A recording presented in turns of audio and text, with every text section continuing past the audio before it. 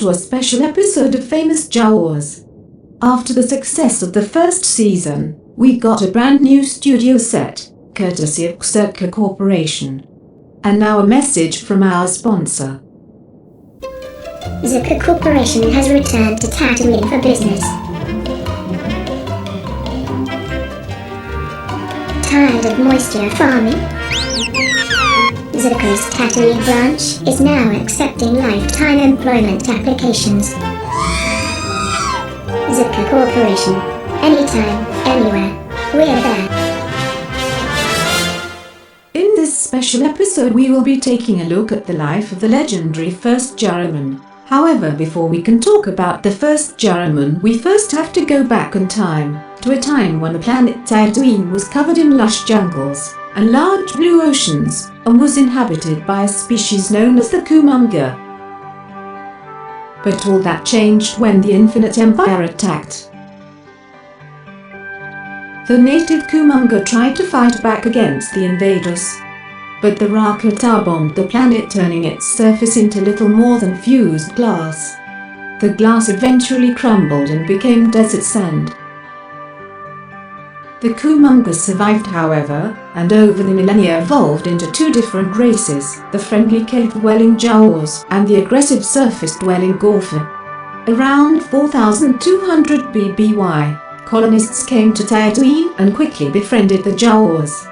And it was around this same time that an union between a Jawa and a human colonist led to the birth of a Jawa and human hybrid, the First Jaman.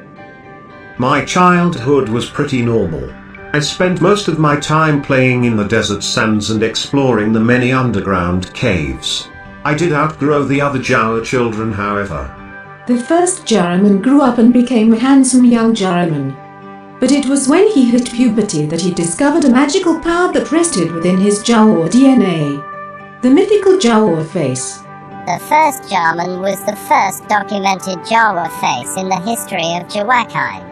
But he was not the first Jawa to wield the power of the JawaFace. Us Jawas are known for covering our faces, so it is hard to know which pure-blood Jawas wield the power of the JawaFace.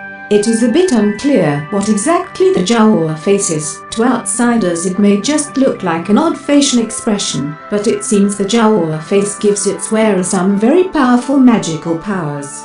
When I first discovered the power of my JawaFace, it scared me, but with the guidance of my clan's shaman I was able to learn how to control its powers. Some scholars believe the JawaFace and its strange powers could be somehow connected to the Force. However, the Jedi have thus far denied this, and they have forbidden any of their students from studying the JawaFace after one Jedi Master's face got permanently stuck in a goofy expression when he attempted to use the Force to recreate a JawaFace. What is clear, however, is that the JawaFace is exclusive to Jawas and individuals with Jawa DNA in their genes, and the Gorfa, despite also having evolved from the Kumunga, do not have the power of the JawaFace. When the Gorfa declared war against the colonists and the Jawas, the First Jaman used his JawaFace to unite the colonists and the Jawas into one powerful army. The Gorfa became too hostile, so at the time I felt I had no other choice but to gather an army and go kick their butts.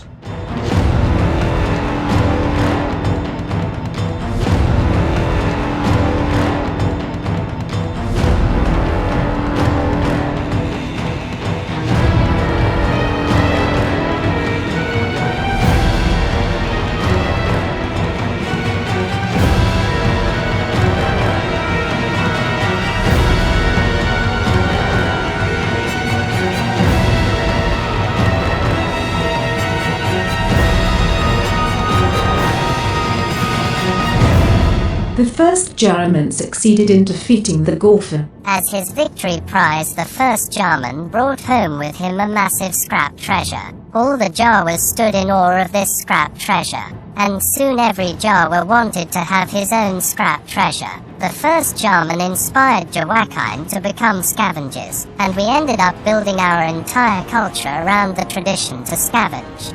The war was later dubbed the Great Scrap War. Their defeat caused the Gorfa to become the nomadic Sand People, but not before they pulled one last dastardly trick. and stole the first Jaman's JawaFace. Driven mad by the loss of his JawaFace, the first Jaman took his scrap treasure and disappeared into the Dune Sea. It was a bad period in my life. And then I died.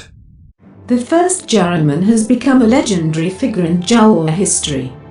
Earlier this year, the famous celebrity Jaman, Cara Cameron, discovered the tomb of the first Jaman. Well, it all started when? Watch Jaman 3, the first Jaman, to see what happened during the discovery of the tomb. After the Great Scrap War, many more colonists came to Tatooine, and many more Jamans came into existence. While the original Jaman name is a combination of the words Jawa and human, these days there are Jamans of many different alien races, and while they all look very different, they all have one thing in common: the power of the mythical JawaFace. Some Jawa scholars theorize that the Jamans might be the next evolution of Jawa kind, and just as the Jawas evolved from the Kumonga, 10,000s of years from now, Jawa kind might have evolved into a new race, and maybe even spread to other galaxies.